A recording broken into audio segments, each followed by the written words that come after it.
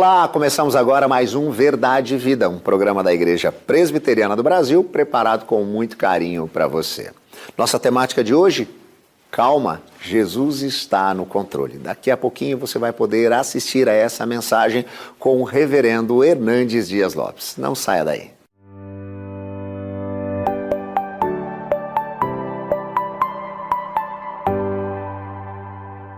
Que bênção poder compartilhar com você a palavra de Deus no programa Verdade e Vida. E hoje, uma palavra para o seu coração. E o tema é: calma, calma, Jesus está no controle. Vamos basear essa mensagem em Marcos 4, 39 e 40. Vamos ouvir a leitura deste texto. E ele, despertando, repreendeu o vento e disse ao mar: acalma-te, emudece. O vento se aquietou e fez-se grande bonança. Então lhes disse: por que sois assim tímidos? Como é que não tendes fé? Preciso dizer algo a você. As tempestades da vida existem e elas são inevitáveis. Chegam para todos. Às vezes elas são também imprevisíveis, chegam quando nós não estamos esperando. Não poucas vezes, elas são também inadministráveis, fogem do nosso controle. Porém, todas elas são pedagógicas. Não acontecem por acaso. Deus tem um propósito. O texto de Marcos, capítulo 4, versos 35 a 41, relatam essa experiência dos discípulos com Jesus no mar da Galileia. Eles estão atravessando o mar por uma ordem de Jesus. Quando Jesus, depois de ter ensinado uma multidão o dia todo, cansado, vai lá para trás do barco, pega um travesseiro, deita e dorme. Ele era perfeitamente homem. Chega a tempestade, súbita, perigosa, ameaçadora. Os discípulos tentam resolver o problema, mas não conseguem. Quando o barco já estava se enchendo d'água e parecia que ia a pique, e o naufrágio parecia inevitável, a morte mostrando para eles a carranca, os discípulos recorrem a Jesus com uma pergunta em tom de censura: Mestre, não te importa que pereçamos? Jesus se desperta, repreende o vento, repreende o mar, a bonança chega e Jesus pergunta para eles assim: por que sois assim tímidos? Como é que não tendes fé? Os discípulos, tomados de pânico, de temor e reverência, olham entre si e perguntam assim uns para os outros: quem é este que até o vento e o mar lhe obedecem? Esse texto está regido por 3 perguntas. A primeira pergunta é a pergunta dos discípulos a Jesus: Mestre, não te importa que pereçamos? A segunda pergunta é de Jesus aos discípulos: por que sois assim tímidos? Como é que não tendes fé? A terceira pergunta é entre os discípulos: quem é este que até o vento e o mar lhe obedecem? Vamos olhar então estas 3 perguntas e tirar daqui algumas lições.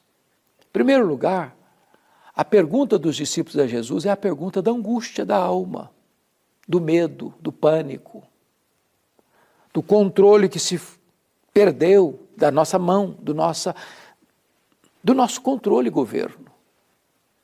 Há muitas vezes na vida que as circunstâncias são tão medonhas, que os problemas são tão grandes, que as dores são tão atrozes, que nós perdemos o controle. Parece que o mar se agiganta, que as ondas ficam revoltas, que o vento nos fuzila e que o barco frágil da nossa vida é empurrado de um lado para o outro ao sabor das circunstâncias. Nessas horas, parece que a única voz que escutamos é o barulho das ondas que nos açoitam. Recorremos a Jesus mas ele está dormindo, lá atrás do barco. É a sensação que temos. Quando as crises se avolumam, quando nós somos abraçados pela angústia que nos leva à beira de um naufrágio. Quantas vezes, nas noites mais escuras da alma, nós já gritamos também: não te importa, Senhor, que pereçamos, não estás vendo o nosso risco, a nossa angústia, a nossa dor, o nosso aperto. Pois bem, diz o texto que Jesus se levantou e o mar escutou sua voz, e o vento escutou sua voz, e ambos, mar e vento, obedeceram à voz de Jesus. Sua voz é poderosa. O universo inteiro se dobra diante da sua autoridade. Aí Jesus volta-se para os discípulos e pergunta assim: por que vocês estão com medo? Como é que vocês não têm fé? Bom, mas se você e eu estivéssemos lá, dentro de um barco frágil, de noite, assolados por uma tempestade, nós estaríamos com medo também. Por que eles deviam ter fé e não medo? Primeiro, porque Jesus havia dado uma ordem: passemos para outra margem. Se Jesus disse passemos para outra margem, o destino deles era outra margem. Promessa de Jesus e realidade são a mesma coisa. Se ele prometeu, ele é fiel para cumprir.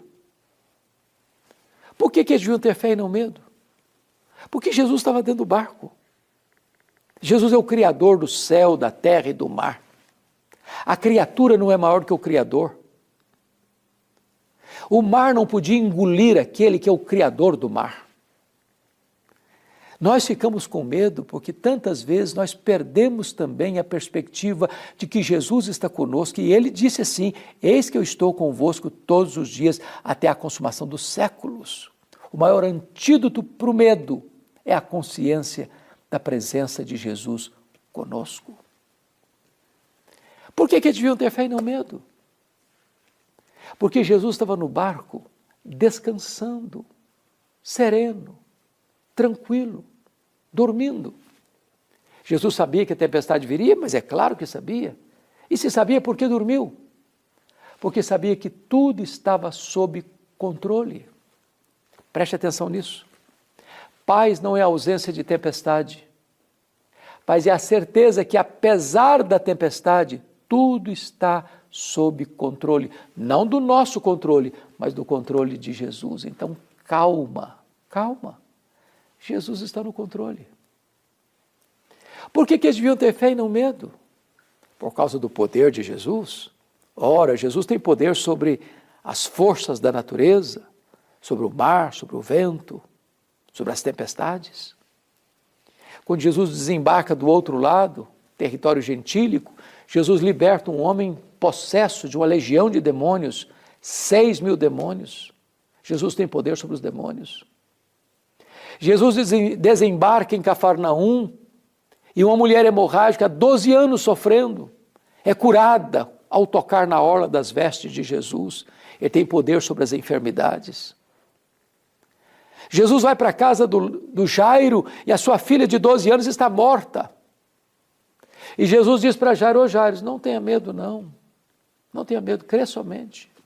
Jesus chegou naquela casa, pôs a mão sobre a menina e disse: Talita cumi, menina, levanta, acorda, levanta. E a morte soltou essas suas garras da menina e ela ressuscitou. Jesus tem poder sobre a morte. Jesus tem todo o poder nos céus e na terra. Você não precisa ter medo. Você precisa ter fé. Mas agora, quando tudo se fez calmo, bonança, os discípulos, diante daquele grande milagre, admirados com o poder de Jesus, perguntam uns para os outros assim: quem é este que até o vento e o mar lhe obedecem? Este é o Criador do universo. Este é aquele que sustenta todas as coisas pela palavra do seu poder. Este é a semente da mulher que nasceu para esmagar a cabeça da serpente. Este é aquele que foi simbolizado pelo Cordeiro da Páscoa, pelo tabernáculo, pela Arca da Aliança, pelo templo, pelas festas, pelos sacrifícios, pelo sábado. Tudo era sombra dele. Ele é a realidade. Quem é este? Este é o maravilhoso conselheiro, Deus forte, o Pai da eternidade, o príncipe da paz. Este é o sol da justiça, a brilhante estrela da manhã. Este é aquele que na plenitude dos tempos nasceu de mulher, nasceu sob a lei para ser o nosso Redentor. Este é o Verbo que se fez carne e habitou entre nós, cheio de graça e de verdade, e vimos a sua glória, glória como do unigênito do Pai. Este é o Cordeiro que foi morto, mas está vivo pelos séculos dos séculos. Este é o grande eu sou, este é o pão da vida, este é a luz do mundo, este é a porta das ovelhas, este é o bom pastor, este é o caminho e a verdade e a vida, este é a videira verdadeira. Este é o Cordeiro que tira o pecado do mundo. Este é o Rei dos Reis, este é o Senhor dos Senhores, este é aquele que desceu da glória e sofreu, e chorou, e sangrou, e carregou sobre a sua cruz, no madeiro, os nossos pecados. Este é aquele que entrou nas entranhas da morte, matou a morte e ressuscitou, inaugurando a imortalidade. Este é aquele que voltou para o céu, derramou o Espírito Santo, está assentado no trono e governa as nações e governa a sua igreja. Este é aquele que vai voltar pessoalmente, visivelmente, audivelmente, repentinamente, inesperadamente, inescapavelmente, gloriosamente para buscar a sua igreja. Este é aquele que vai sentar no trono para julgar as nações. Este é aquele que vai reinar com a sua igreja para sempre e sempre e sempre. Este é aquele que vai enxugar dos nossos olhos toda lágrima. Este é aquele que vai estar conosco para sempre e nós reinaremos com ele e nós nos deleitaremos nele e nós contemplaremos a sua face e nós serviremos a ele e nós viveremos com ele para sempre e sempre e sempre e sempre. Quem é este? Este é o amado da nossa alma. Este é a nossa alegria, este é a nossa paz, este é a nossa justiça, este é a nossa herança, este é o nosso amado Redentor, este é aquele por quem vivemos e, se preciso, por ele morremos. Este é a razão da nossa vida, o alfa, o ômega, o princípio e o fim. Este é o nosso grande Deus e Salvador, Jesus Cristo.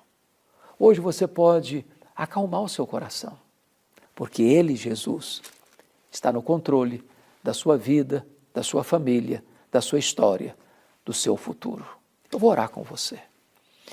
Deus, eu te agradeço porque Jesus está no controle da minha vida e da vida daqueles que agora nos assistem. E eu te peço, Deus, que Tu apliques esta mensagem ao coração de todos eles, em nome de Jesus. Amém.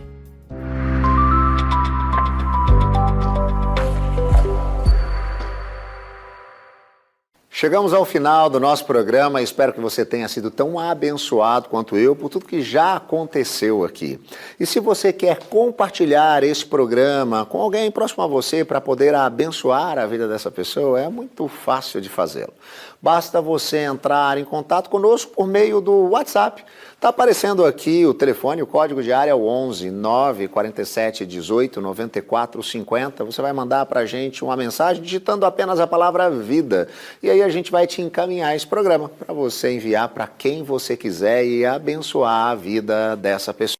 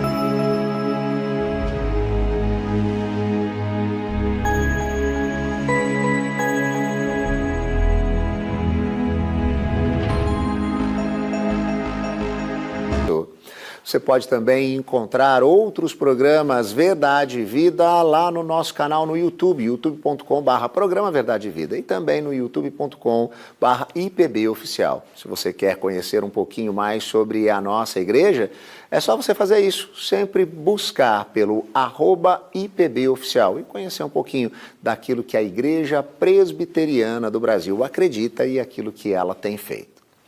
Verdade e Vida se encerrando, mas semana que vem estaremos de volta, neste mesmo horário e neste mesmo canal.